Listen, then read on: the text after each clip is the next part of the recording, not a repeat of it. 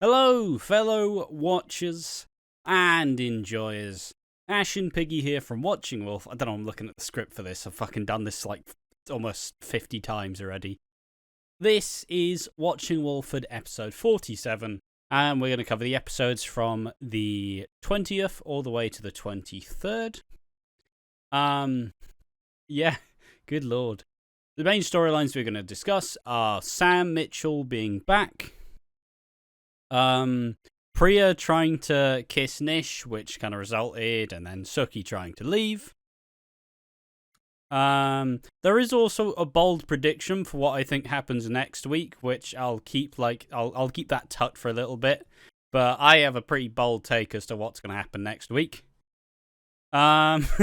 George backhands Dean down the stairs and blackmails a confession out of Linda. I'll entirely say that bit will probably be a little bit more serious than normal, as it's a pretty fucking harrowing set of scenes. I just want to put a trigger warning. We will put a trigger warning. I will actually hold Ash at gunpoint to put a trigger warning on the screen for when we talk about that, if he doesn't mind. Just because if you want to skip it, be very open about it. Yeah, but I don't want people being like, I had to watch this. Well, there will be heavy discussion of the rape and heavy discussion of the scenes where Dean blackmails a confession to admit that she lied. That is all going to be talked about in the podcast in pretty heavy detail, I would imagine, because there's been a lot of discourse around it. And, you know, as much as I'd like to say I have a very glowing take, I personally, if people want to get angry at this bit, I didn't enjoy watching the scenes, but you're not supposed to. They were really harrowing to see. Like, it was pretty oh, fucking hell. It's really, horrifying to see, and it's something that no one should ever be made to do. But, ultimately, I am not going to say that the show's garbage and it was distasteful. I just think it was a not very nice progression of the story, but it was a progression of the story nonetheless. And I'm going to believe that a satisfying conclusion will come out of it. Right, before we get into it, we'll probably make that the first topic if that's all right. That's the final topic. It's the largest one. Oh, okay. It'll be the last topic. So, but anyways, before we get into that, I just want to quickly say that you're not supposed to enjoy the Dean Wick scenes. You're supposed to. I'm sorry for saying the C word, Ash, and the fans. I'm just going to apologise. You're supposed to go, this is a slimy little cunt. Yes. Who wants what he wants. Just imagine you're in a supermarket with your child, and your child really wants the Paw Patrol toy. He really wants it. He desperately wants it. That's how much he wants it. And you go, sorry kid, we don't have the money. And then he cries, whinges, throws a tantrum on the floor. It's like, Mom, please, give me the toy, give me the toy, give me the toy, please. And then you finally cave in, you give him the toy, and then he's happy. Just imagine that, but with Dean Wicks. He's a child who really wants that toy, and he will get that toy. With a victim complex who has spent the last several years of his life trying to make everybody believe that he didn't do something heinous. He has a massive victim complex and strongly believes that if he can just get Linda to say that it wasn't true, he'll be in the clear. But he won't be, and most people won't forget what he did. But yeah, we'll get into that later on because it's a necessary discussion in the story. It's obviously the build towards the payoff at Christmas, of course.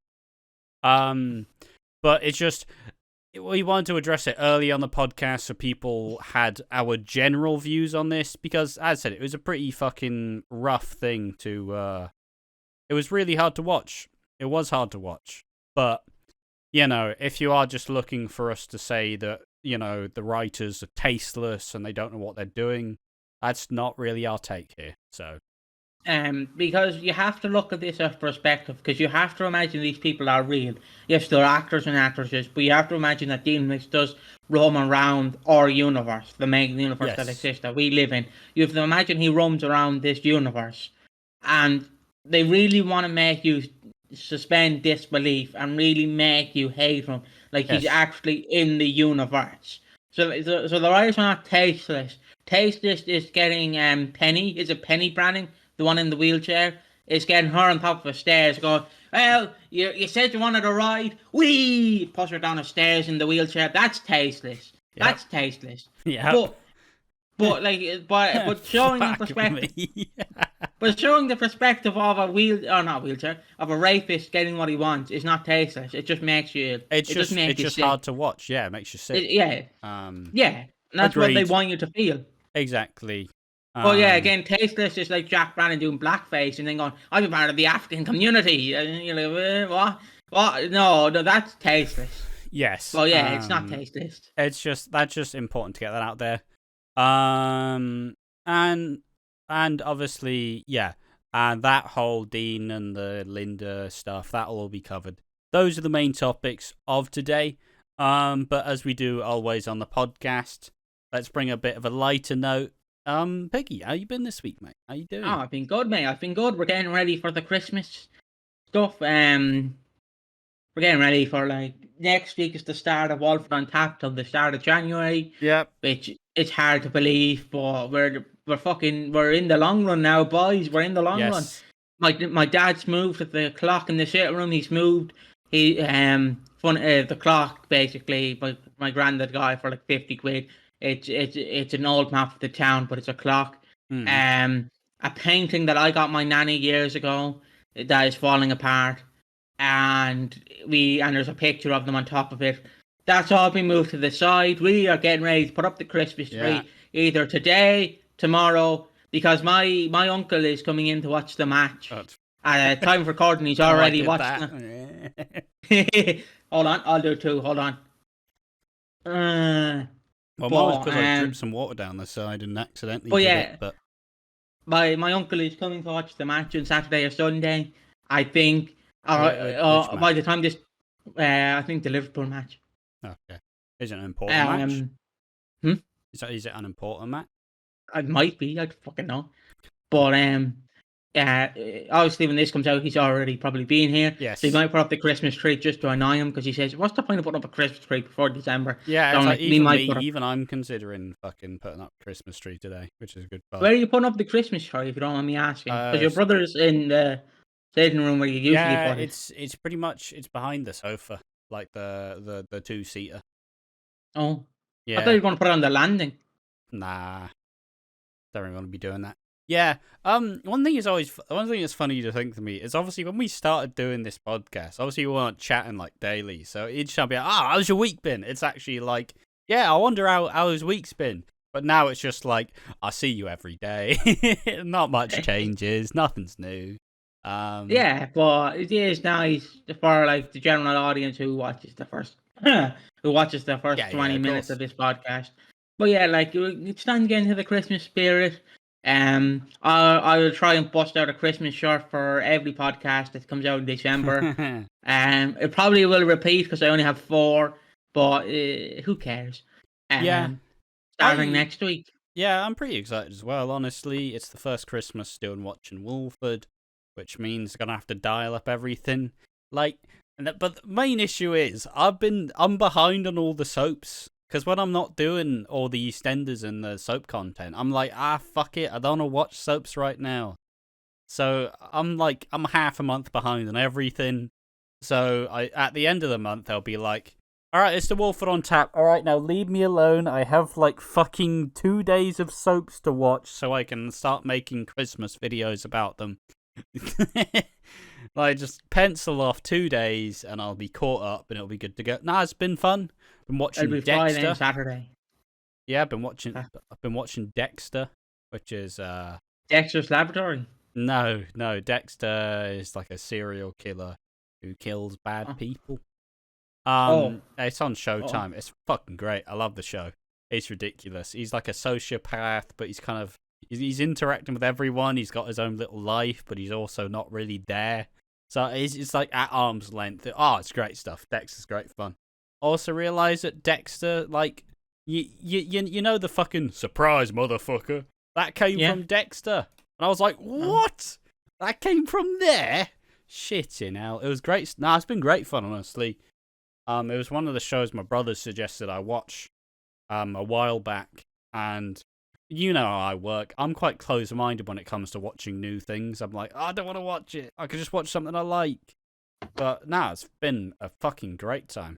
But no spoilers, you little cheeky bastards. I haven't seen it, so I don't. Yeah, fucking know. I mean the viewers, because I just finished season 1, so we're yet to fully embrace it. It's been fun though.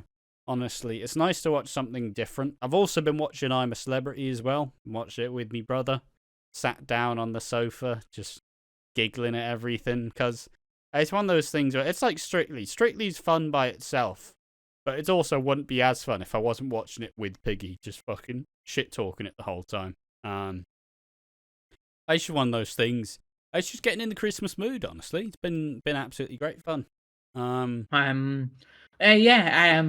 Obviously for the Strictly Christmas special, Jamie Borwick is coming on it. I think that's how you pronounce his name. The guy from EastEnders called Jay. He's coming on to it. Not Jay himself, the guy who plays him. Wait, there's a Christmas special? Yeah, there's a Christmas special at Strictly. Oh, fucking hell. I don't know when it is, but I didn't even know. I think they're just, you know, like how in wrestling they go, John Cena is coming to SmackDown on the 5th of December, 2023. Yeah. I think they're kind of doing that with like, here are all the people who are going to be on Christmas. Yeah. Yeah. It's good fun, honestly. And for all the soap people, you obviously have Danielle Harold, who played Lola, who has done a good job at just being funny. Because she doesn't say enough so you can be like, you're just an idiot. But she said enough to be funny. And also, anytime something dodgy said, you just see her just kind of like, sorry. You just see that face, and it's beautiful. Also have Hollyoaks legend Nick Pickard, who plays Tony Hutchinson. He's been fun as well. All the soap people are doing great. Yeah, the week's been okay. I had a bit of a meltdown yesterday, but that's fine. I was just a bit tired. Yep. We watched Christmas 2012, and because we're doing a video, thanks a shout out to that one commenter who did that. Yeah, I'll find the name. But yeah, someone suggested the other day that we should rank the last 10 Christmases. Which is a pretty fucking sweet idea. And hopefully it'll pave the way for some more videos like it. As it's going to be a slightly more edited, kind of a bit more direct, not really like sitting here for about 10 years fucking going through everything in detail. What the fuck is Well, yeah, the reason why I asked you to be tired is because we were recording Survivor Series 1990. Started off great, and then slowly you got the fucking long matches, and then you got the you brother Hulk Hogan coming in, and then obviously you had the Gooker debuting. There's the Gooker. I'll bring him up close. The Gobbledygooker was a character. If you're wondering what the Gobbledygooker is, guys, but we're not wrestling fans, Gobbledygooker is a character. I don't know who came up with the idea, but they wanted an idea for a surprise for the Survivor Series 1990 because it's a new decade, and wrestling is changing because it's the 90s. And fucking, they went, yeah, we'll have something hatch out of the egg. And the story goes that the Undertaker, Mark Calloway, thought he was going to be the person in the egg, but it wasn't him. And it was Hector Guerrero, who is related to Eddie Guerrero somehow. Don't ask me how. And basically, yeah, the Gobbledygooker's been shit on ever since. It's one of the worst creative ideas ever. But then we watched the rest of the show, and then fucking Hulk Hogan main evented. Obviously, he did, and he won. It was a show that, everybody knows wrestling shows how they can they start off like strong, and then it goes on for about what feels like 7 years. It was only a 2-hour 20 show, but it felt like 5 hours. It was miserable. Yeah. Not sure where the fuck the comment did. I responded to it on the channel, so I apologize for not having the name. But someone suggested that we should rank all of the last 10 Eastenders Christmases and do it from like worst to best. Do it. Plus, it's a concept YouTube loves. and it'll be the first real foray into us, doing a bit more research into some of our videos, which we don't usually like to do, but hey, it's going to be fun. And by research, I mean Ash's going to do the research, and I'm just going to go, Derek Bradding hates women. Anything else to say, Piggy? As long as, I mentioned this idea to Piggy, and Piggy's like, oh, yeah, let's do it now. And I'm like, what? Yeah, I know the last 10 years of EastEnders. Piggy, you've only been watching this year in 2017. Ah, well. No. Sorry. Fucking... Piggy would be at his own funeral and be like, "Wait, you want me to sit in this fucking coffin? Nah, call me when it's done. I'll get in, I'll lie there, and I'll be dead. But I'm not doing the rest of that. Someone else can carry it. Like fuck it, I'm not fucking." But you're not even dead yet. Yeah, I couldn't be bothered to die. Can we just do the funeral without me dying, please? It would be true. It would be true. But yeah. And if you're wondering why you're not doing 2013 to 2023, we plan to have this out either on Christmas Eve, if possible. Yeah, that's or the plan. Around Christmas Day. It should be out like the last week of Christmas. And then if people are going to be dickheads going, where's 2023? We will have our own special episode dedicated to 2023 because it's a Christmas special. I hope people understand that 2023's Christmas will be its own separate video. Yeah, where we plus go into alternatively, we don't want the recency bias to kind of fuck up the list as well. It's like, oh yeah, that was fucking great. And it's like, yeah, but we can say this because we've been invested in the year. Where it's more so about critically thinking about that Christmas episode, what it was, what happened, and then why. Yeah, so that's something new that we're going to try. I've been thinking about doing some history of the characters videos, which sound very cool but very research heavy. But I think it would be a cool way to kind of engage people who are kind of not as interested, but in like a slightly more. But I have these ideas like every fucking three weeks where I'm like, I'm gonna do something edited and research, and then I just never do it because I'm lazy. And can I ask, is 2020 the one where Mick Carter's on the roof feeling suicidal? Or is that 2021? Because Tina Carter dies in that one, and I think it's 2020. I don't remember, mate, I'll be honest. So I remember that one, and I thought it was fucking stupid. I mean, he was reeling from realising that he'd been sexually abused as a kid. Yeah, I know that, but it's the Tina bit that was like, come on. Oh, yeah, the Tina stuff was a bit of a stretch. Why would you go into a killer's house when you found out that he was a killer? That is literally like going into the jungle, waving your cock at a tiger, and going, why did he bite my dick off? Well, it's a tiger. Yeah, but, Tina... Yeah, they should have kept Tina on the show. She was trying to do good. Is there anything else to talk about? I think we've gotten all the other Christmas videos nearly done.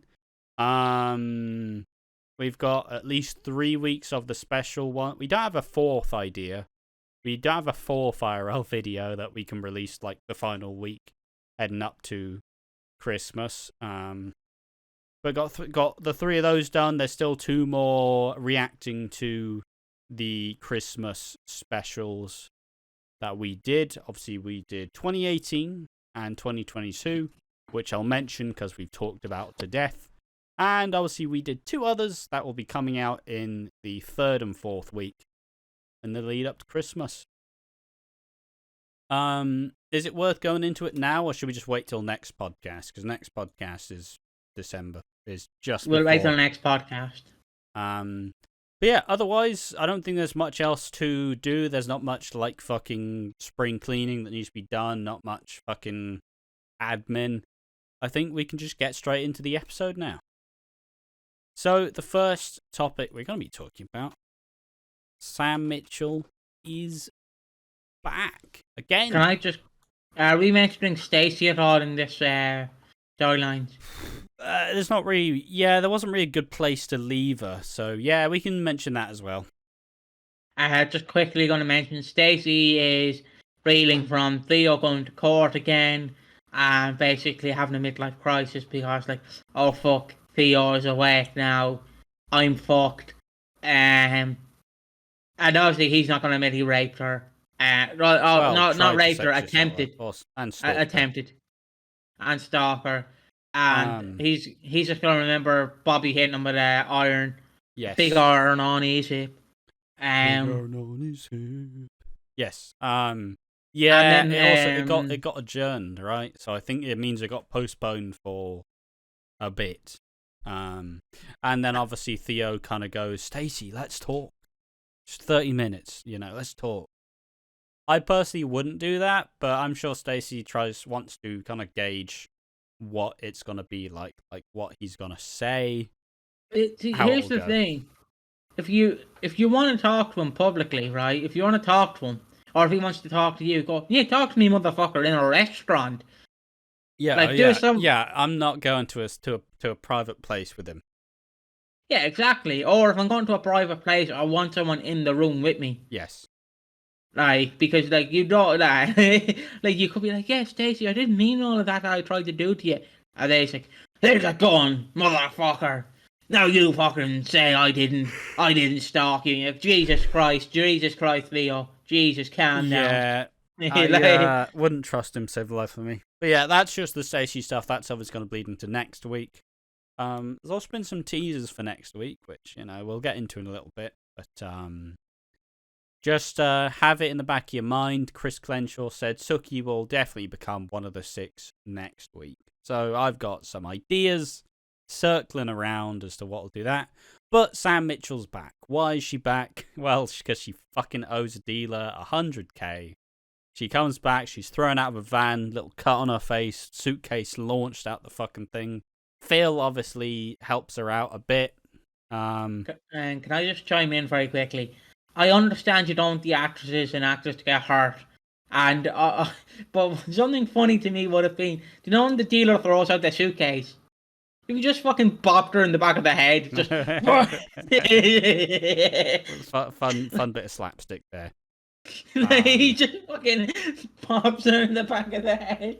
But yeah, so Sam obviously tried to undercut a dealer, tried to start selling his gear, and started getting the money for herself.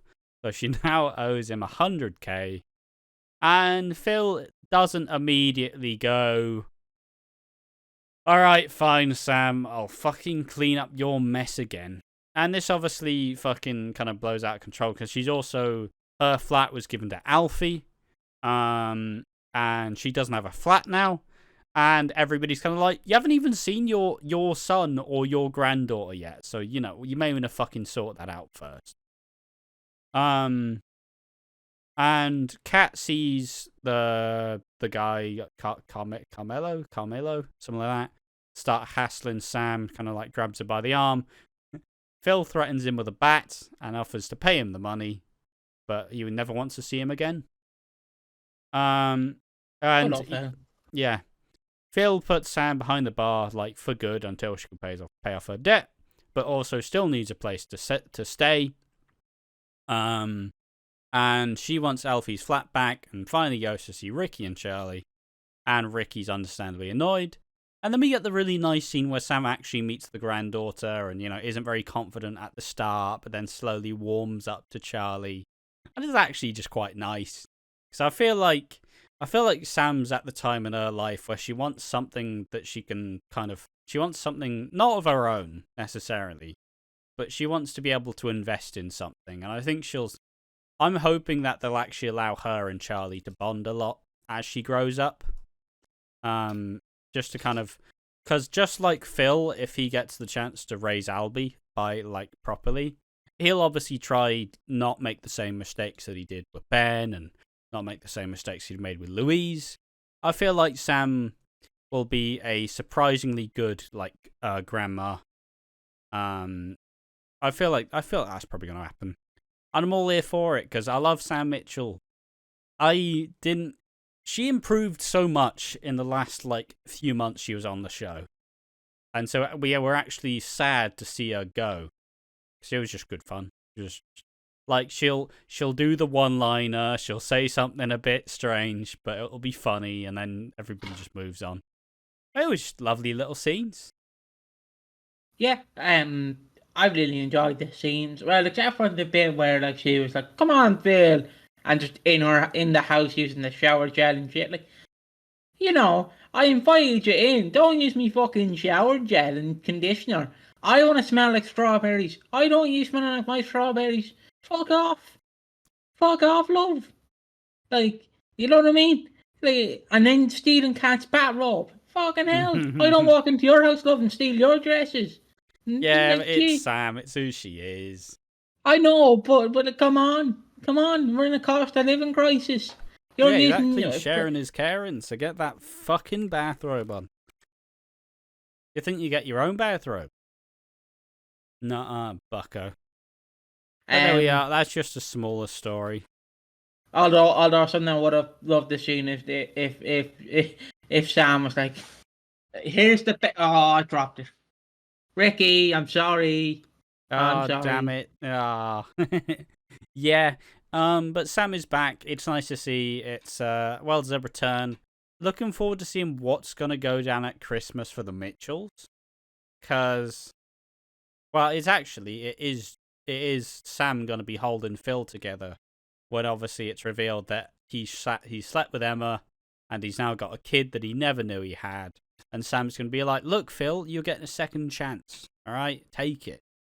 And it'll be a nice little thing, and Phil will kind of probably push her away initially, but eventually we'll actually listen to her, because it'll be for the first time in a while, it'll be Sam helping Phil rather than Phil helping Sam.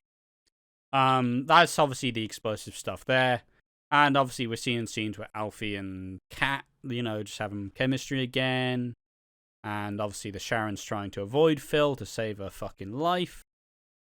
So that's probably what we're gearing up to see. So there's one thing that's kind of funny too. Lads, if it doesn't make sense, if you are surprised at why things are being a little bit stalled, it's because it's Christmas in a month. And we're seeing all of the build to Christmas. This is all important for Christmas. We are still getting payoffs now. We're still getting them. We're still seeing stories continue and, gain more strings, to them. But ultimately, if there's something big, when's the Suki and Eve stuff? Obviously, it's going to continue, and it's going to continue next week. But ultimately, the biggest moment's going to be at Christmas. So, have patience is my lovely bit of advice. Have some patience. We're setting things up for a very explosive Christmas. And I just think that some people are forgetting that it's fucking Christmas soon, lads. It's the best time in the year to be a soap fan, because everything erupts. I'm going to be there watching it fucking intently, because it's all going to be absolute gold. But hey, if you want to stop watching now, fine by me. But you're going to be missing out on probably one of the best EastEnders Christmases in years. Yeah, I agree wholeheartedly with that. But again, sub communities, any community, they don't want the payoff. They want the payoff now. They don't want to wait. They want the payoff now. And if they don't get the payoff now, well, me and my friend Mark, we're going to stop watching. Yes. It's one of those things where it's like,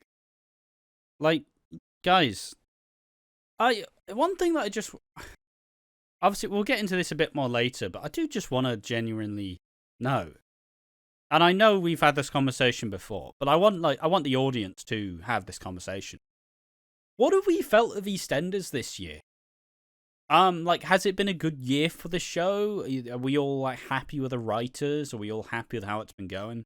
Because personally, I think this show's been the best it's been in years. For the longest time, EastEnders has been my third favourite soap at any time. But I personally think that EastEnders is on a massive fucking roll. And I've been saying it before, and I'll say it again. we are probably heading into a golden age of the show, where renewed interest is high. We're bringing back a bunch of gold legacy characters, and we're kind of establishing some newly made characters. Like, I think it's in a really good position, and I'm really confused when I see people being like, the writing on the show is just fucking hopeless. Like, is it? Is it? So, viewers, tell us what you think. It's just a difference of opinions, because what we might think is correct, like, again, it's like your dad, or in your case, your mom might go, The Godfather is the greatest trilogy of all time, and then you can go, Mother, wait, I've got a franchise that is better than that. And she's like, okay, Ash, what is it? It's Ice Age. Come on. Ice Age is a better trilogy. Come on, man. You have to admit, like, the storylines the is cultural great. impact. Yeah, like, you know what I mean? Could you imagine? I actually have to do that at Christmas Day dinner. Just one of your family's members go, The Godfather's the greatest trilogy of all time. You just got put your glasses on, like, hold on, you fuckers. Bitch. Hold on.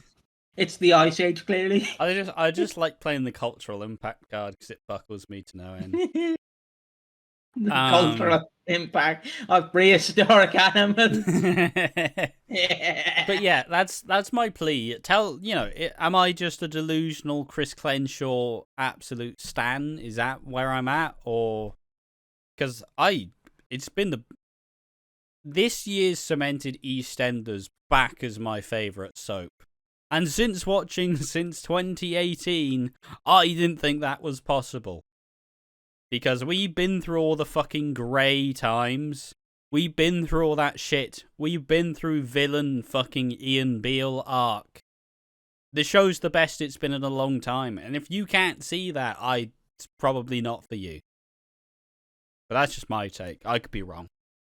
Yeah, that's fair enough. That is your take. And it's all wrong. Yeah, fuck you.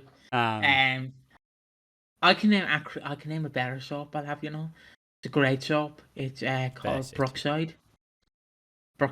Not Fair City. Fuck. I'd rather be quoted as a racist than a Fair City fan. But yeah, do you have anything else to add to that point? Just enjoy things for what it is, because again, you're only on this planet for a certain time. And yes, I know we're one to talk, because we do complain a lot about wrestling and other things, but most of that is just character work, and tongue in cheek, kind of hyperbole, again, all of the playing it up. Yeah, just enjoy things. Don't just sit here and go, well, actually, Chris Crenshaw, if you were actually a genius, then you would know that Suki and Eve were always meant to be, and Eve wouldn't have slept with that other woman. It's like, calm down, mister. John 3569, ILoveCars.com. Yeah, it's like one of my favorite football jokes. I don't follow football. It's like when you have a racist football player, when a black player misses a goal, it's like, okay, he will take your place, and you will come onto the pitch, and you will do the training. See some fucking bloke called Dave from Cherbury fucking coming onto the pitch with his Greg's sausage roll and a big beer belly. I don't very much say that, but yeah, I simply just please tell us what you've thought of the year. Obviously, we'll do a year roundup. I think at the end of it, once the dust settles, we'll kind of go through what we thought of the year, the biggest storylines. We'll also probably do the awards show anyways, but we'll do like a bit more of like a detail. Probably not that detailed to look, because after Christmas we're having a fucking break. But we'll be doing a look at 2023 as a year and kind of see the trajectory of it, how it went, what we thought of it. And we'd love to hear what you think about it once it's all over.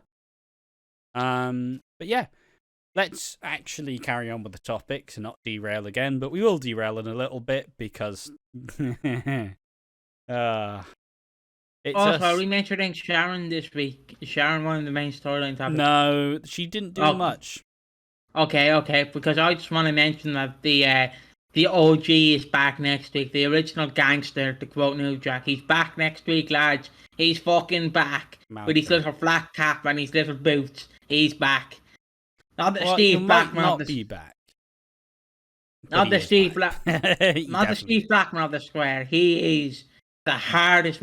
He is the Ross Kemp of the square. I'm talking motherfucking Malcolm, folks. We on the Malcolm train. You all can be on the Suki and Eve train, but we're on the Malcolm train. Fucking Malcolm choo and choo, himself. motherfucker. Malcolm and himself. Yeah. Choo choo, motherfucker. We're on this train. We're going to be riding it until the sunset. He's going to be the body on the floor of Christmas, and we're here for it. We're here for it. His flat paddy cap is going to be the one who kills him. Exactly. And we're going to be here for it. Alright, so let's actually talk about the topic. Priya tries to kiss Nish. Obviously, Priya hasn't had the best of luck with men. I mean, obviously, Ravi's fucking relationship with Priya has happened because she was his dealer. No, he was her dealer, rather. He was her dealer. They ended up getting together, and then they fell apart due to a controlling dad. Which is good. Well, dad. Which is good fun. And yeah, Priya's not had the best luck with men. Obviously, she kind of views them all as like she'll just use and kind of just dump. That's the way it's always been. And obviously seeing A, how little Suki actually gives a shit about Nish, and B, kind of just trying to push her luck, trying to thank him for what she's done. She tries to kiss him, and he does reciprocate until the door swings open and Vinny and Suki like come in and they're like, what the fuck just happened here? But Nish goes to throw her out. But I think Eve tells her, like, you know that if they stay, it's not just you and Nish alone in that house, right?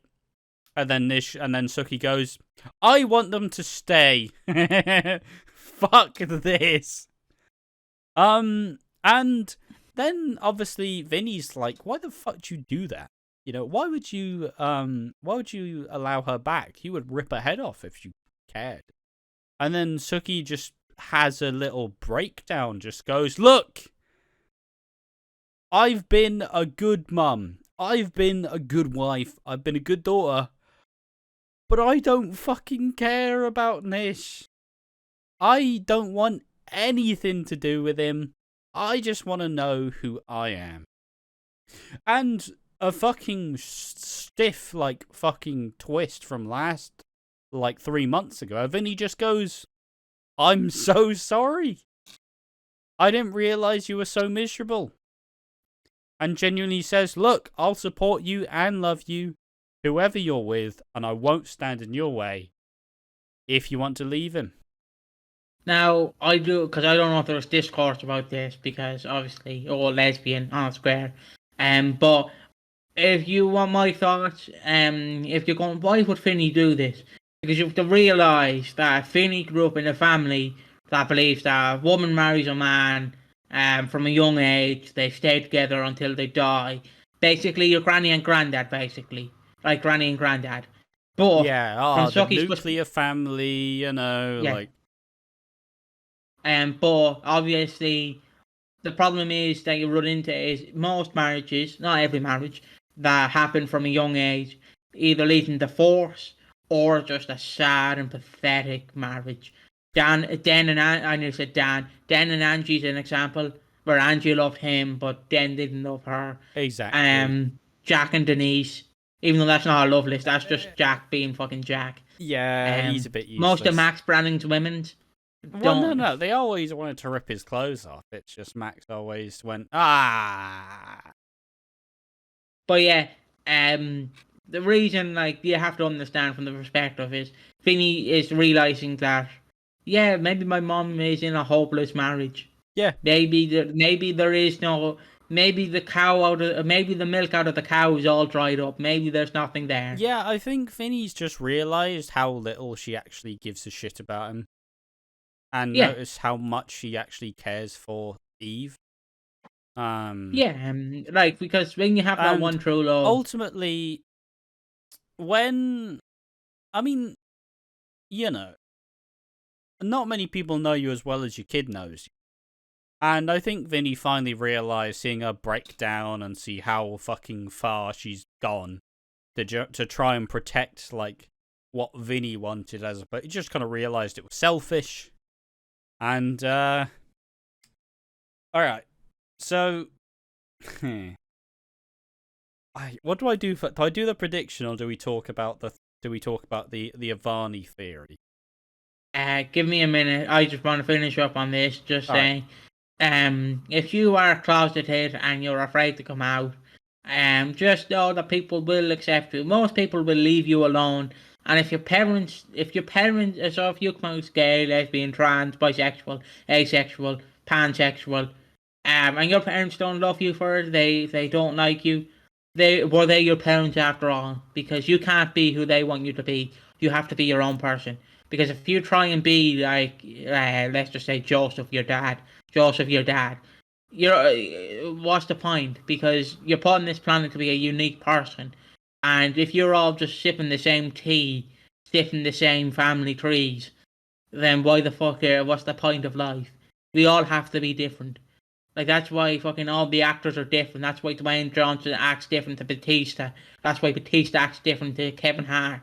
Like, you know what I mean? That's why comedians are different. That's why Jeff Dunham is different to James Acaster. That's why Harry Hill is a completely different comedian to Sean Locke. Like, we all have to be different. We all can't be the same person, because if we be the same person, what's the point of living? You're just going to be bored. So yeah, if people don't accept you for who you are, they're not your true friends, your true family. You have to be yourself. Sometimes blood isn't thicker than water. Maybe spit is thicker than water. Maybe that's your friend. Maybe your friend, like, if your friend goes, oh, you're gay, oh, the Lord wouldn't accept you.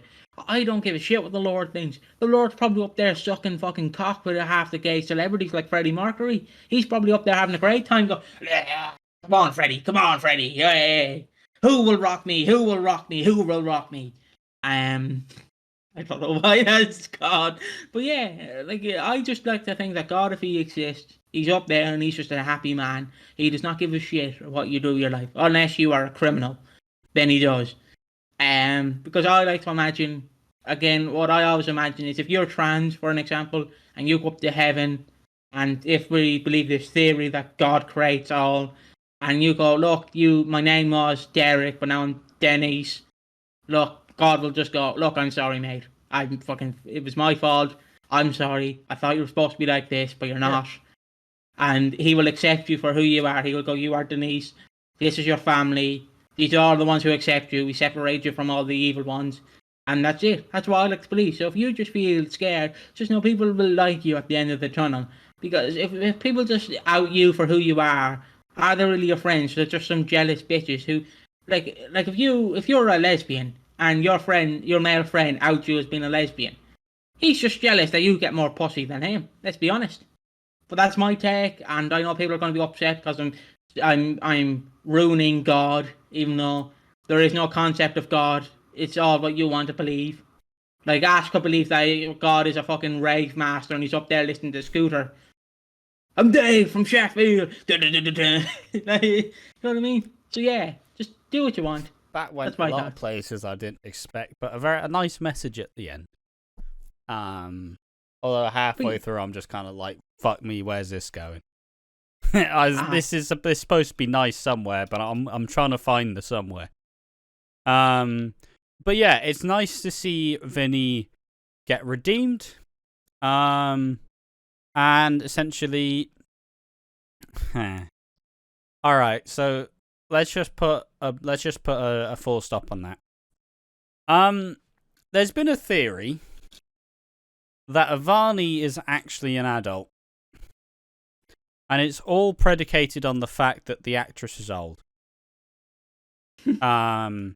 And because they were looking a bit sheepish when they were talking, like, you're gonna have to go back to school because she's been out of school since COVID.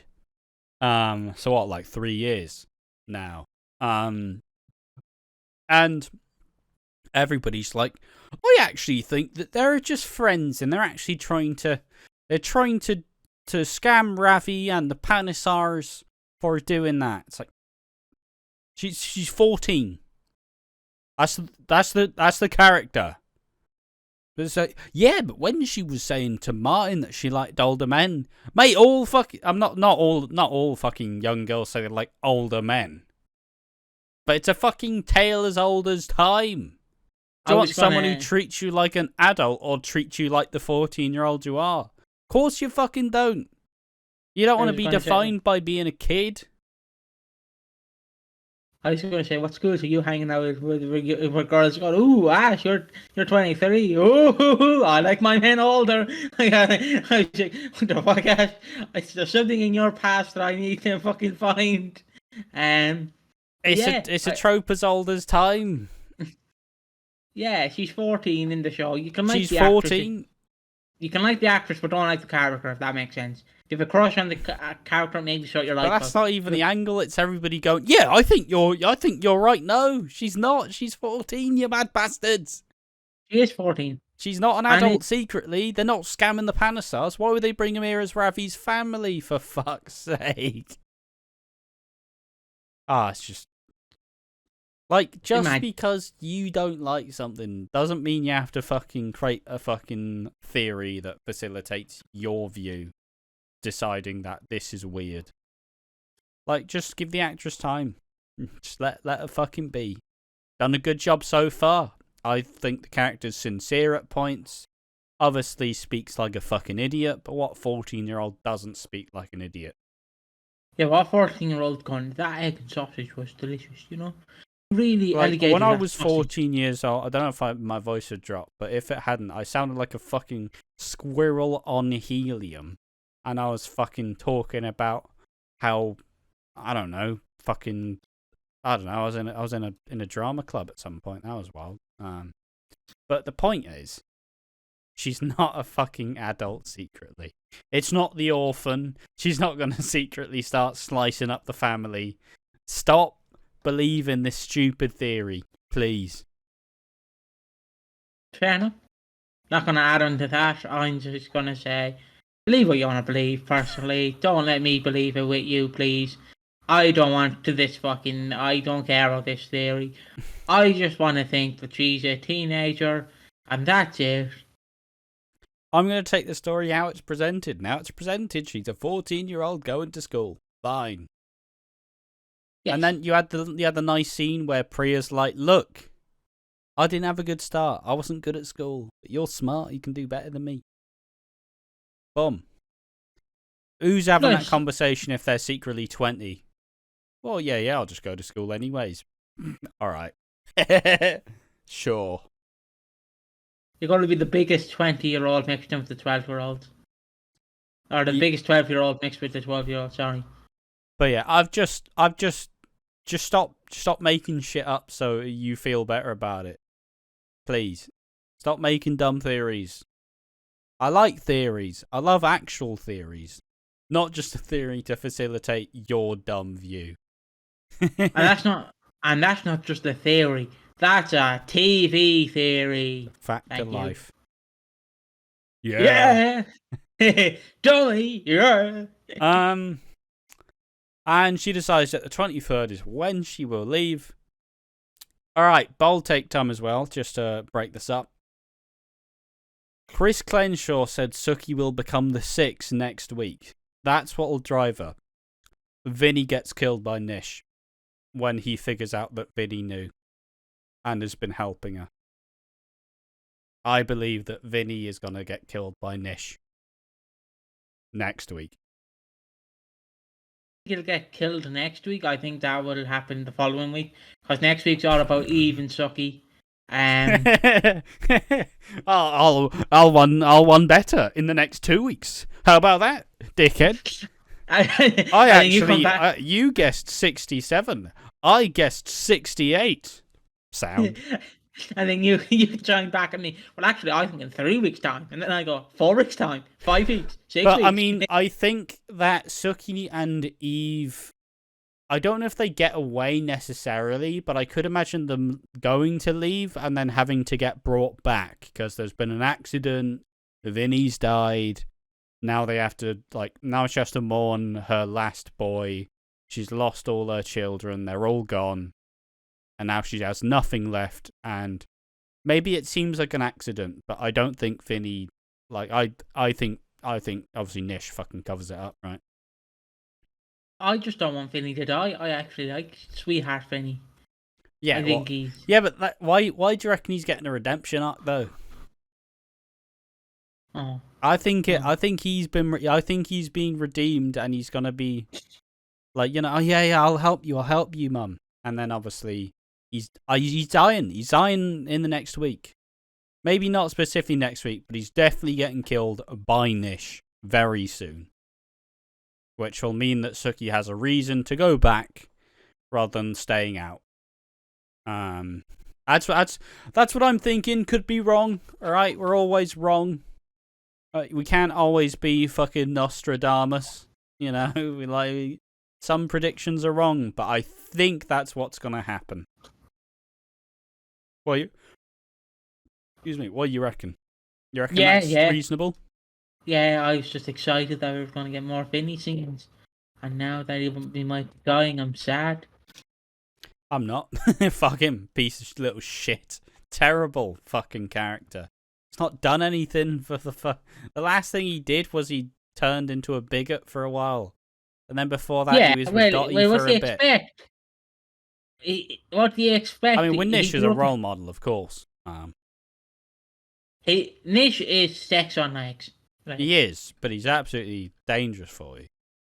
I do love. I read. I'm just going to say Navi, the actor who plays him. I read his Navin Chowdhury. Yeah, I'm just going to say Navi because I'm going to butcher that name no matter what. So I'm just going to say Nav, so people know who I'm talking about. I read Nav's story, Instagram story, and he's like, coming soon. And he's like, oh, I'm so happy the actor's in on it. Where he's like, yeah, you wanted it, you motherfuckers. But yeah, it should be good. Let's get ready to rumble. What do you think, dude? Does everybody else think that Nish is going to kill Vinny? Hey, if I predict this, I'm feeling good, alright? I'm going to be insufferable for the next week. Maybe it doesn't happen. Maybe I'm completely wrong, but fuck it. It's all about bold takes. People like hot takes. That's my hot take. Vinny dies next week. I've committed it. I've locked it in. And we continue on the Suki and Eve stuff as Suki plans to leave. She leaves the letter for Nish and just goes to Stacey like, yo, where the fuck's Eve? And obviously Eve throughout the week has been hanging out with Tessa, who, they're in the talking stage. They're hanging out a lot.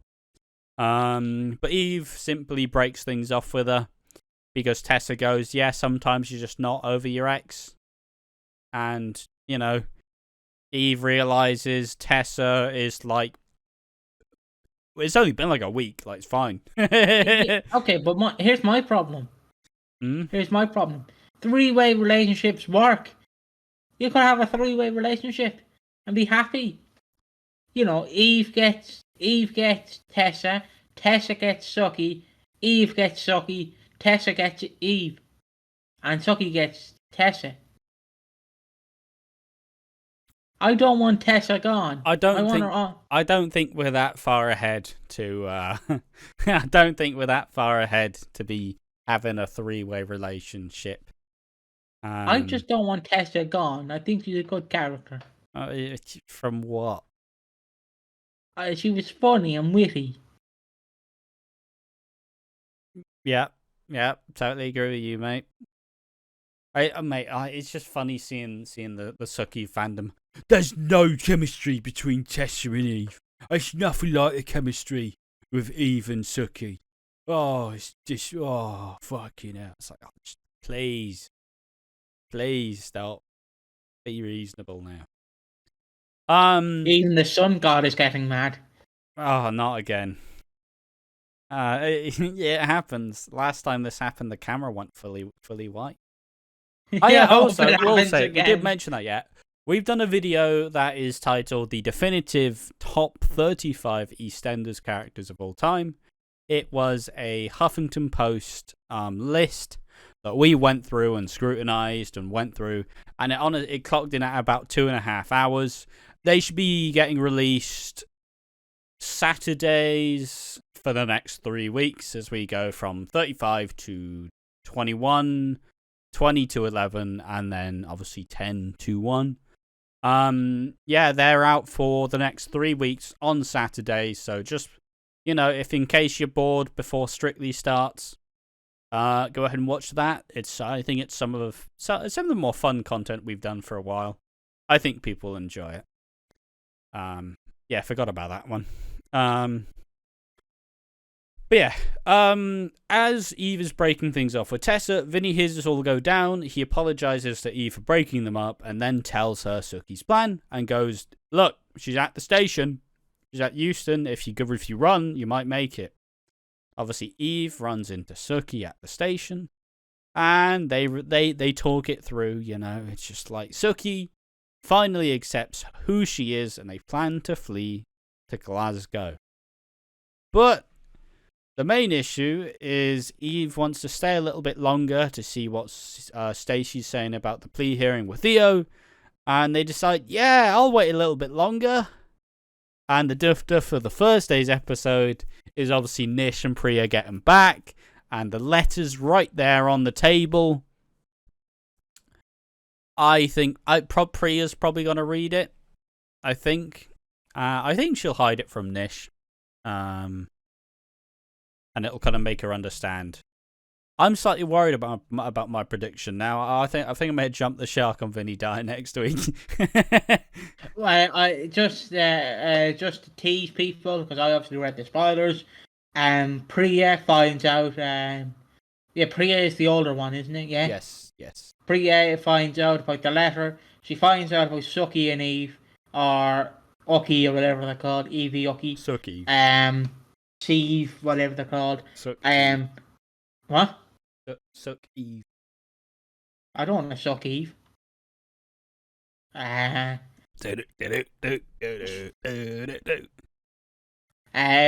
yeah, she finds out next week, and then obviously they kiss in the Quickie Mart, and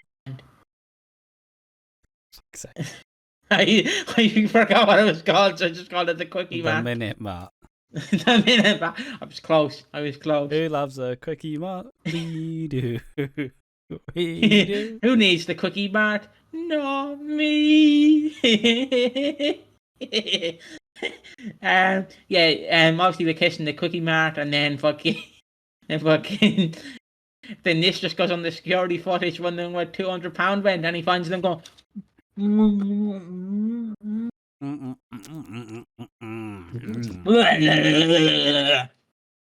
Not like that. Obviously, and then he breaks the fucking shop. He's like that. What's that meme from the Yakuza games where the man slams on the table and walks out? Yeah. Great series of games.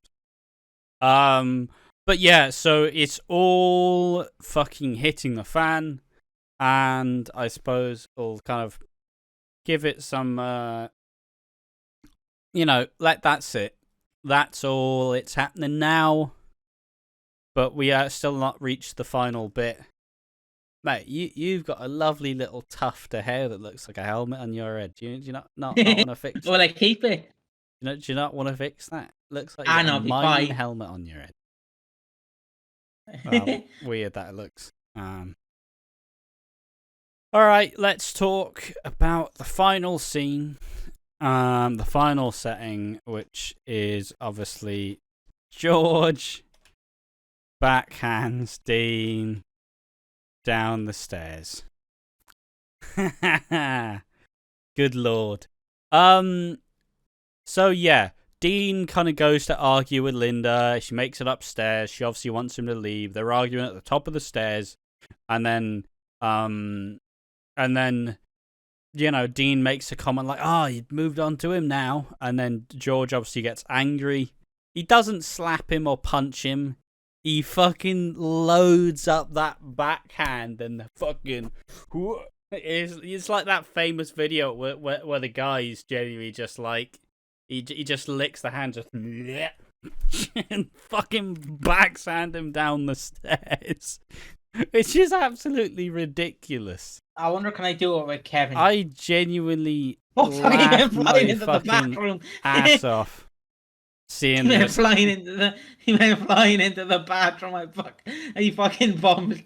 I laughed my ass off seeing this. I even showed one of my brothers, and we all just kind of laughed, just like, holy fuck. Did you see George's face when he flew down the stairs? Yeah, he's just. I love He Colin suddenly Salmon. entered anger mode. Just. He looked like he was having a huff of smoke. Like, It is great. I'm not totally buying him as like a really hard man, but you know what? That's fine because he's funny and I love him.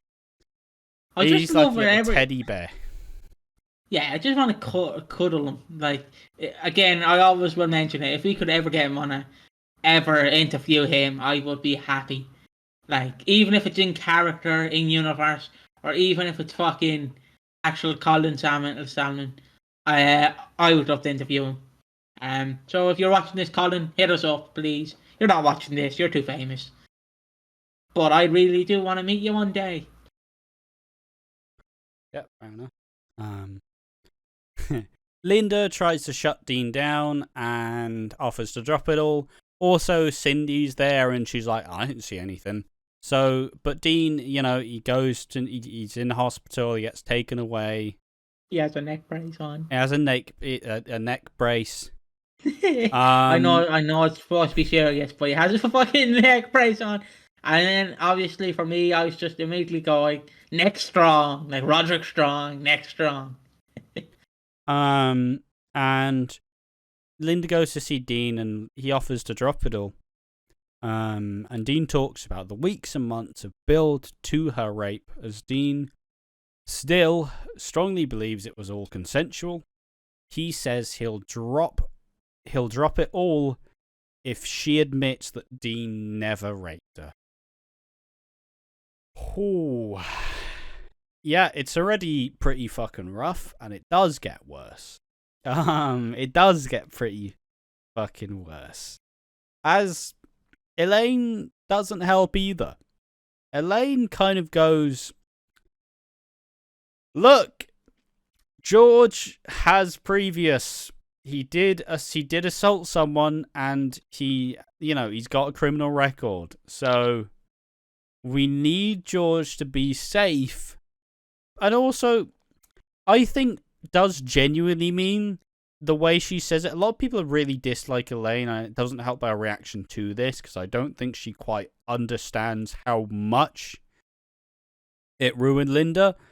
But she also says the kind of line that, look, everybody important knows, And that is true. It is still something really fucked up to even be, asked to say. Like, pressured to say. But yeah, it's kind of wild. And I'll just carry on reading more through this. Gina and Anna ask Cindy to lie for George, and Cindy kind of goes, look, but also we are in business with him and there's a contract, so I gotta think of this as well. I gotta think of you. This is my future for you. And then Linda decides to fully commit to this. Dean coerces Linda to admit she lied about the rape. And not just lie about the rape. She doesn't just have to lie about it. She has to go through an agonizing detail. Essentially trying to debunk everything. Like, I wanted you. I actually pursued you. I fucking wanted you. It's not your fault. It was consensual. We had sex. You wanted me. Like, all this absolutely sickeningly evil stuff to make someone say. But Linda has to say it all. And it's not just the fact that he made her say all this stuff. It's the fact that he recorded it and is going to use it whenever he feels like he needs to. This stuff probably did deserve a trigger warning. I'll say that much for sure. It was very rough, and I'm sure it would be absolute nightmare fuel for anybody who watches the show to escape from some of the harsh realities and some of the serious situations that happen. You know, victims of sexual assault probably struggled with this episode, and it's okay. Also, someone on the Reddit also posted a link to a hotline for victims of sexual assault if you want to call into that spot. It's on the Reddit. It's been pinned. It's right there for everyone to have. Yeah, these scenes were very fucking harsh and very rough to watch. I don't think it was tasteless. I will say that. I'll go on the record for that. It's despicable. It is rough. It is absolutely horrifying. But Dean is a villain. Dean has had a perpetual victim complex, ever since it happened. He believes he's invincible. He believes he can get away with anything. And since he's faced no justice for what he did, he genuinely believes he can keep getting away with shit like this. And now it's his get out of jail free card. I was ruled not guilty by the judges, and Linda lied. Look, Linda lied. Look at how terrible Linda is. She lied about the whole thing. I'm safe. Everybody believe me. It's pretty fucking despicable. And that I won't disagree with.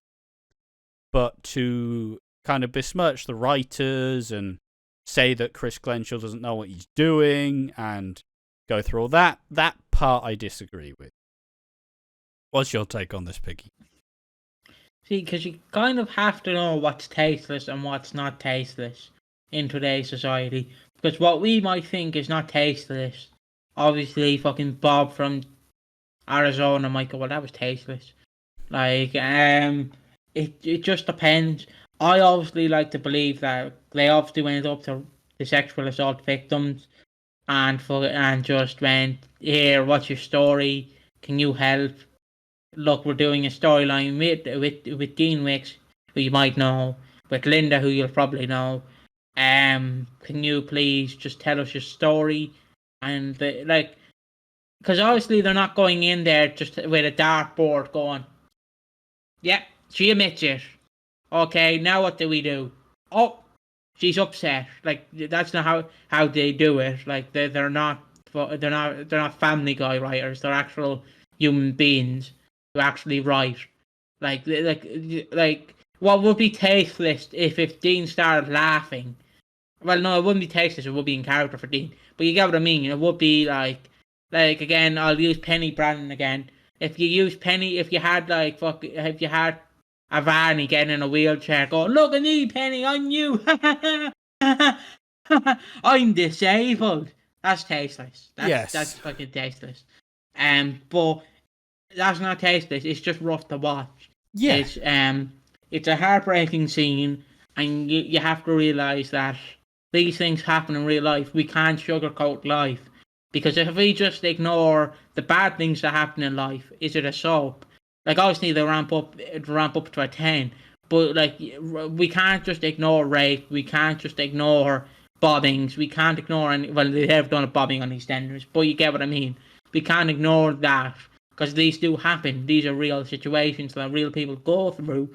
And again, you're supposed to believe. You're supposed to suspend your disbelief and actually imagine that Dean Wicks is living in our universe, the real universe. And he walks among us. You're supposed to believe for 30 minutes. He walks among us.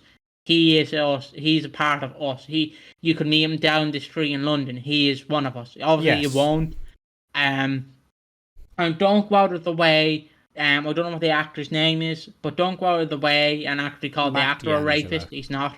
Yeah. Please don't do that. Because if you do that, you're just stupid. Because for people who don't watch EastEnders and you're going up to an actor going, you're a rapist, they're not going to fucking two people will know what you mean by that. They'll go EastEnders. Obviously, the person behind them probably won't know, and then they'll start tweeting about it, and then a big rumor swirls, and then that snowballs, and then it snowballs, and then it snowballs, and eventually it all comes out. But again, you're supposed to believe in this universe that these are real people and these are real issues. Of course, it is real issues. I'm not saying rape is fake. I'm not saying that. I would say the moon landing is fake, but still, you're supposed to believe that these are real situations happening. Yes. And I understand the discourse that's happening. We can't. I understand we live in a more politically correct environment now. Everywhere was politically correct decades ago. It was just different. But we can't just go, because Sandra's getting upset, we can't just go, well, Sandra, just because of you, we can't have rape mentioned. Just because of you, it's tasteless. No, I don't care if you find it tasteless. You have to suck up and actually admit that these things happen. You can't sit there in your own little universe going, lesbians aren't couples, they're just friends. That does not happen. These situations happen. They're real situations. You have to admit they're real. You can't just sit there and ignore it. If you sit there like this and go la la la la la la la la la la la la la, you're doing nothing. You're doing absolutely nothing. One thing I think has been an interesting way that they've talked about it, saying that this is needless. This is needless. It's not important. Like, you don't. It's already horrifying enough. You didn't. Is this too far? That's a lot of what the discourse has been, and I don't think. I mean, obviously, it's not fucking nice. It's really not good. It is shit. You know, I've a fucking. One of my best friends was sexually assaulted. Like, it would be horrifying to have this happen. But would Dean do this? Yes, he fucking would. He's a man with a victim complex with nothing to lose except for clearing his fucking name. He believes it. I don't know if he genuinely believes it was all consensual. I don't know if he's deluded enough to think that it all was.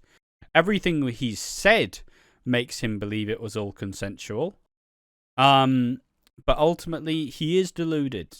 This is what he wants. He wants to act like nothing happened and not be defined by something. As, in his mind, he didn't do anything wrong. And he genuinely believes that. And it's not something, and I don't know if this happens, right? It's not exactly something that's talked about a lot, people coercing like a fake, like, intimidate. I'm sure a lot of people intimidate a fucking victim in these settings, but obviously it's not really something that's heavily talked about. But you can't tell me that something like this wouldn't be done. Like, most rape cases never make it to trial. They never, like, most of them never do. I'm sure there's a genuine statistic, but I'm 90% sure that most... It's like, it's a thing of, if you ask a woman if she's been sexually assaulted, the results are staggeringly high. And it's absolutely fucking criminal. And it's disgusting. But, if there's one thing that we have that's a good thing, is it's a soap. And there will be a satisfying conclusion to this. So all of this pain, all of this anger, all of this upset, I don't think it should be manifested in just saying that, yeah, fuck you, Dean. Like, you know, it shouldn't all just be like, the writers have no idea what they're doing, this is so tasteless. You don't have to watch these scenes. You don't need to. If it affects you that much, don't fucking watch it. That's fine. It's not a fucking strap yourselves in, boys. You have the choice to not watch it. And also, fundamentally, believe that it's a soap and we will get a satisfying payoff where Dean gets his comeuppance. Because not many people in soap do so much horrifying shit and get away with it. Because at least we get to control this art form. We get to write where it goes. We get to write how it ends. I will say, if Dean isn't the body on the floor at Christmas, probably will be a bit of a shock because, you know, how far did you need to go to further this storyline that this isn't the payoff? but ultimately he is a villain. And this whole year has been about to all the men who have wronged us and all the men who have continued to abuse us. This has been the whole wording and the phrasing of this year of EastEnders. Ever since February, this is what we've been setting up for. And I'm sure it will continue to get worse. There'll be much worse, there'll be much harsher shit. I'm sure Theo isn't gonna get fucking, like, put on trial properly. I'm sure that's not gonna happen whatsoever. Because simply saying it'll get turned in Theo's favour. And that'll give reason to have Theo die at Christmas as well. Like, it's gonna be rough. It will. But just remember, we get to choose the ending. Not us specifically, but at least it's not real life, and the worst case scenario is going to happen. But also, just prepare yourselves, because a lot more bad shit can go down. Like, there's a chance that Dean tries to rape another woman. There's a massive chance that happens. And that's the danger of him being on this square, and him being empowered by a false confession. It has the chance to get much worse. So just prepare yourselves that it can get much worse. But at least know that at the end, there should be a satisfying conclusion. There we are. Whoa. I probably repeated that about 17 times. But ultimately, that's what gives us all hope. Because in real life, a lot of these fucking villains don't get their comeuppance. But in the show, they're gonna get the ending they deserve. And that's what we're waiting for. All of the pain and the suffering should be worth that moment where it all finally comes crashing down for Dean. But I'm also not going to say that this was tasteless or this was... I'm not going to say it was tasteless. I'm not going to say it's bad writing. I'm not going to say it makes a mockery of rape victims. It doesn't. It makes sense that Dean would do this. But yeah, just prepare yourselves because this December's going to be fucking miserable. People have to realise what the difference between disrespectful and tasteless is. Because tasteless and disrespectful is getting the whole square and fucking plowing into the pie mash, fucking plowing in, like, you know, like Black Friday. Like, just fucking ramming in the doors, you know, all standing there, and then Linda goes, yeah, you didn't actually assault me. And then they all go, ha ha ha, look at Linda cry, pathetic bitch. That's tasteless and heartless. That I understand, but they didn't do that. They tried their best to handle it. It was like me sending the Emmerdale mug set to Ash. It arrived safely, except for the for the pot, but it arrived safely mostly. That's what they did. They wrapped the parcel nice and safely. They shipped it off, and it might have cracked for a few people, but for other people, it arrived safely. And I understand you might not like it, but you have to again realize this is real life. You can't always get the fairy tale ending you want. In real life, thousands of victims. I don't care if this turns into men do the same. Women do the same to men. We're not doing this debate. Fuck it, you fuckers in the comments. We're not doing this debate. It does happen on both sides, but for this side, we're focusing on the women. The men will get their time to shine. It just won't be yet. They will get the last fucking 3 billion years. it's. Maybe you don't need to get on your high horse for this. It's like asking, where's our straight pride? It's like, one's the normal thing. What do you reckon that one is? You fucking wankers. But again, it's just you have to look at it and go, victims in real life don't always get their comeuppance. They walk away scot free, whether that's man or woman. I'm sure that some of the people who are viewed as the suspects, I'm sure some of them are gonna get away with it.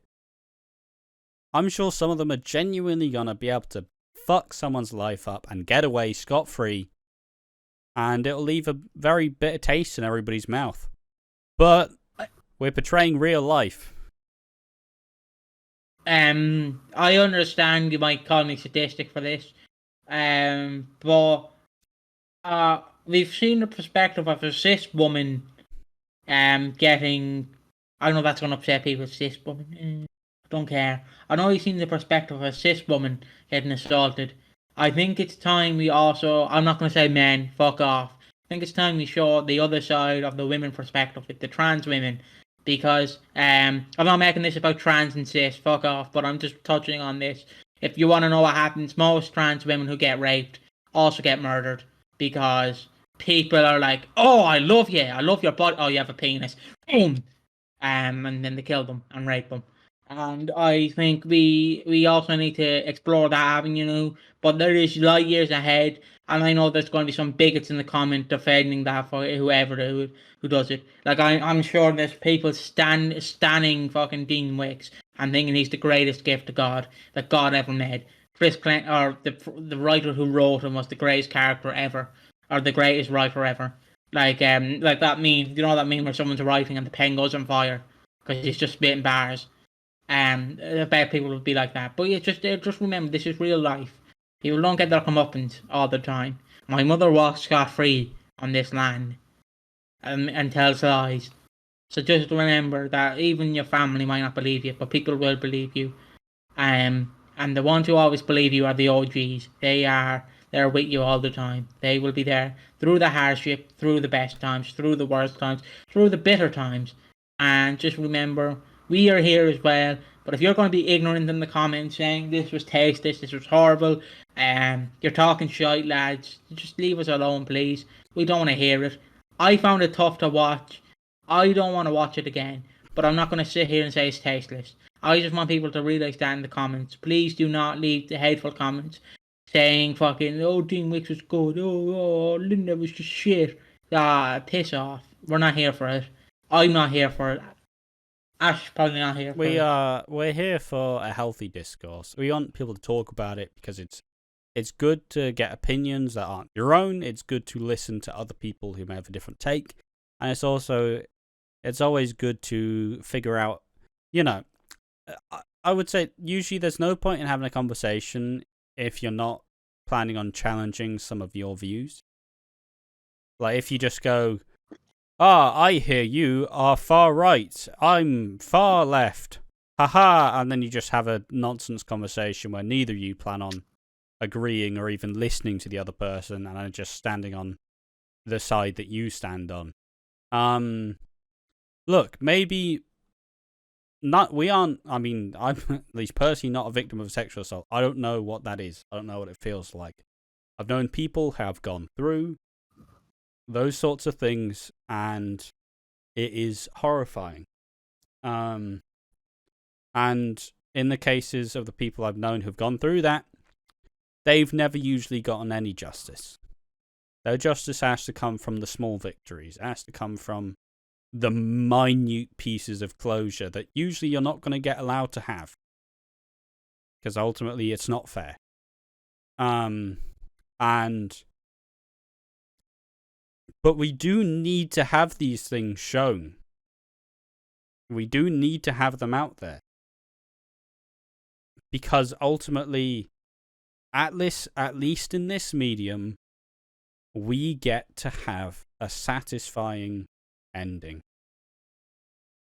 And yes, it hurts now, but later, when it peaks, when it pays off, it will be that much more satisfying because finally, after how many years? From 2014 onwards, I believe, Dean Wicks has been fucking parading around, acting like everything was consensual. And Linda's never gotten that closure, because Dean's never come close to even admitting what he did. Just know that when it does happen, it will be endlessly satisfying. Yeah, there we are. I don't know how much otherwise we have for this. There are some other things to get through with this, as there's more fallout from this situation. So we'll just simply go through the rest of the stuff that happened in the episode. Obviously, feel free to tell us if we are just completely out of our fucking head, if we're wrong, if we're being ignorant. Tell us in the comment section. Perfectly fine. Tell us what you think, because it's a polarizing topic. It's a serious topic, and we try to pride ourselves on at least having a reasonable perspective, and not just being like, I don't understand why everybody's upset. It's like, well, there are obvious reasons why this would upset people, but hey, I mean, it's a soap. It's divisive. It causes conversations, and maybe some people believe that this would never happen, but it definitely would. So, yeah, let's go through the rest of what happens in this episode, and then we'll have a lovely little. we'll bring it round. There'll be some jokes. We'll go from there, and then we'll finish. Yeah, but we're not doing the awards this week because I do not. It doesn't feel good. Who's the Steve Blackman? Linda's accuser. Ha ha ha. Funny joke. Oh. But yes. The day after, Dean rubs Linda's nose in it as Elaine offers to bring Linda along a holiday with George, but she refuses and is understandably very upset. She grabs a glass of wine and pours one out until George finds her. George talks her through it and, simply just reminds her, look, as much as that may feel good right now, it's not going to be good later. Just kind of reminding her that, look, it's okay, but there are better ways to deal with this. And she breaks down and they have a big hug.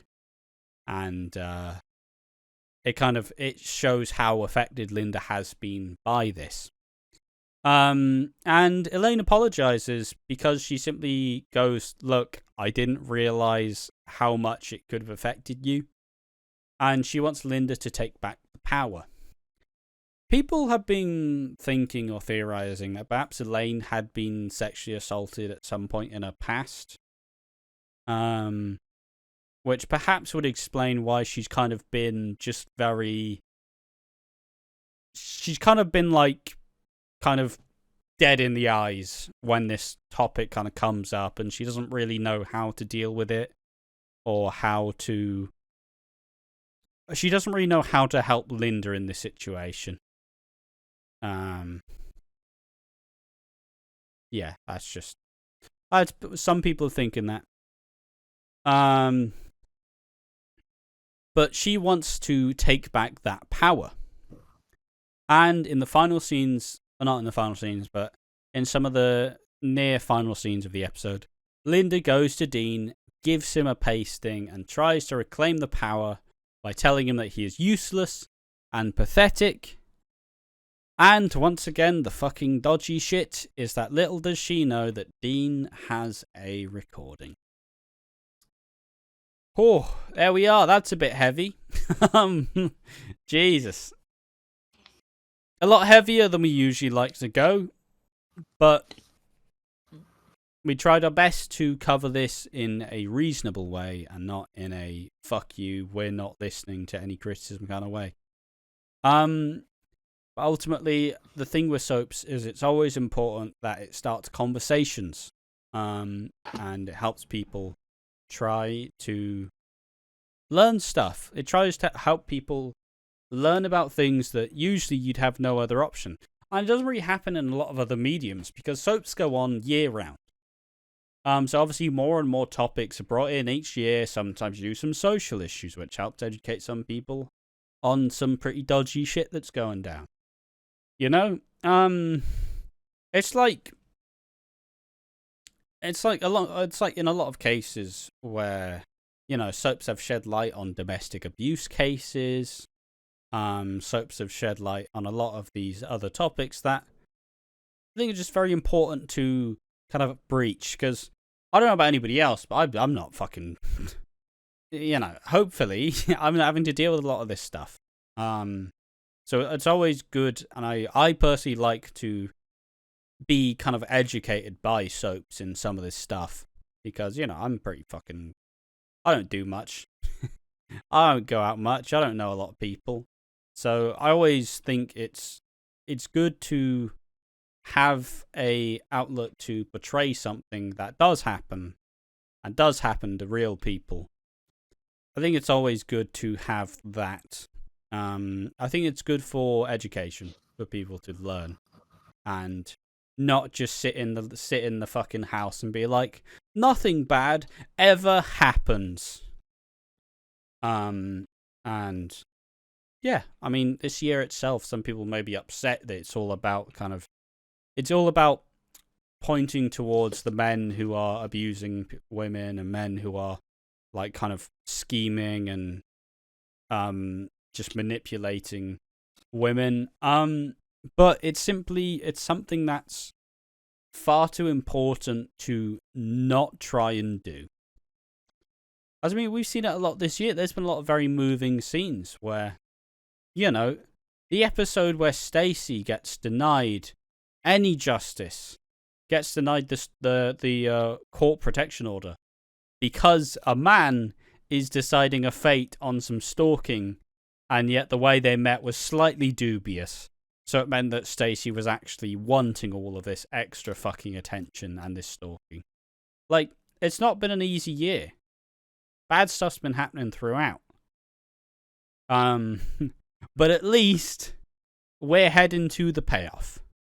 At least at Christmas, hopefully, we get to head into a slightly different direction where it's no longer about this. It's about the cover-up. It's about all of the women banding together to finally be able to take down, because no one else has been able to do it. The police haven't done it. So they can take back control. And then it just becomes about trying to not expose the secret that someone dies in the Queen Vic on Christmas. But just know we are ramping up towards the final act, which is the most important part. And it's been rough, but ultimately it's EastEnders. And at least it's not happening in real life. At least in this setting, you have the option of not looking or not paying attention. Although I've never really understood the idea of EastEnders being escapism. Like, because EastEnders does a lot of fucking depressing shit all year round. Probably not the best way to go. I just want some light entertainment. EastEnders. Oh, they're all dead. Nah. Never necessarily understood that part so much. Yeah, I'm going to look up to my role model, then what? He's not like that in real life, is he? Oh, my role model is Theo Hawthorne. He's definitely not like that. Oh, he's my just God. a quirky guy. Oh, fuck. Like, you want an example that would really set you off?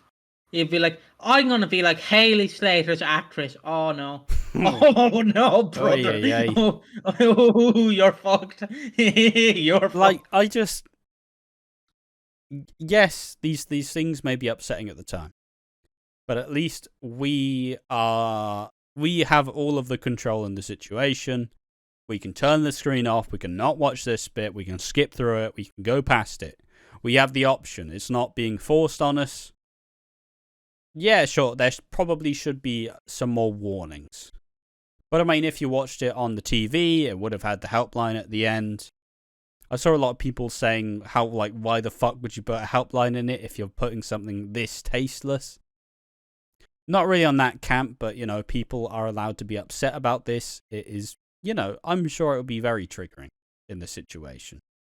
And it's okay. And I think a lot of people will hopefully kind of just remember that we are in control of this. You simply have the choice of whether to go, you know what? I can't deal with this stuff. And that's fine. Just skip through it. Don't watch it. That's fine. You have the option. It's a TV show. You have the choice. And maybe that'll help some people in not being as affected by these scenes. And look, there was nice stuff during this week. The Suki and Eve stuff getting together. Finally, they're gonna finally get together after like a year and a half of teasing and teasing and teasing. You have Sam Mitchell here for the comedy, you know, where Sam just goes, you've got a hot grandma who's gonna get you through it, and everybody's just go like, sorry, Sam, what you fucking... That's textbook Sam. And it's like, I also saw someone say that the comedy's not been particularly good, and I disagree with that one as well. But ultimately, not surprised there's probably not been as much comedy, as we are getting to the darker times, you know. But, you know, we still had Phil with a baseball bat trying to look scary. That was funny. Because Phil doesn't move more than fucking waddling anymore. That's his permanent state of existence. He's like a little penguin. You leave Phil alone. Little penguin walk. And yeah, we had the Alfie stuff, the Alfie and Cat stuff, some nice duo comedy. It was great. But I feel like this week Eastenders will have a bit more impact than a lot of them. But I also think that it's an interesting point to realise that in this Chris Glenshaw era, we aren't just going to be wasting the weeks, you know? We're not just fucking going, well, Christmas isn't for 3 months, you guys are going to disappear for 2 of them, and then we'll pick it back up. It's still progressing. It's still going on. There's been explosive weeks. Like, at least 2 weeks of the month is the big payoff. Like, these weeks are going to be hard. Just be fully aware. This is your time to get out if you don't like where it's headed. It's going to be rough. We've set up the story for all of the men who have hurt us, and a lot of the women haven't necessarily been hurt just yet. And they will be. And they will bond at the end of the month on Christmas Day by simply realizing that, look, a lot of us have been failed by the system. A lot of us have been failed at being protected from the worst things out there. But we're taking it back. We're taking back this control. And we now have the choice. So yeah, that's a fucking... This is a loaded podcast. How do we how do we send the podcast out on a rather positive light? I've been Piggy from Watching Walford. I've been joined by Ash. You can follow us on our social medias at Instagram, Twitch, or Twitter/X at Watching Walford. You can subscribe to us on YouTube at Watching Walford. You can follow our YouTube channel, One More Match, 182. And if you want some Aqua Dreams content, you can follow him on Aqua Dreams on Twitch and YouTube, and Real Aqua Dreams on Twitter. I've been Piggy from Watching Walford. And, you know, just remember, is it consensual? I'm trying to think of something interesting or unique to say. Send us your dog pictures. Look, there's only 5 weeks left of the year. You know, it's getting to Christmas time now. Get your trees out. Sounds I want to see your tree, Ash. Get your Christmas trees out. Get the Christmas music playing. You know, get some baking doing. Record a Christmas song. Play some Monopoly. All things you should try. Spend time with your family. Spend time with your loved ones. And all in all, just prepare, because this is going to be a big Christmas for all of us. It's going to be big. It's going to be exciting. You're going to see more of us. You're going to see more of the soaps. And hopefully we're going to guide you through a lot of them. We will be doing Walford on Tap 4 times a week for pretty much next week onwards till, the first week of January, which is when we'll be having a break, and we'll take like a week or 2 off just to fucking chill and be like, fuck, that was a lot. So my current guess is it's going to be from the 27th until the 4th of January. Yes. The 27th of November till the 4th of January, you will get lovely us. You'll get sick of us by the end, and then we'll fuck off for a week or two. Yeah. And then we'll come back. We'll have pre-recorded videos, so you can enjoy the post-Christmas clarity. And yeah, so I think that's how we send them home. We tease them for next week. Look what I was doing with my bottle. Oh. I put a yellow silly band on it. But yeah, we will be releasing. We haven't made anything yet, but we will be doing some sort of Christmas schedule. We'll probably make a video where we discuss our plans for Christmas and what we're doing. So it's just, we're planning on making it bigger and better than we normally do.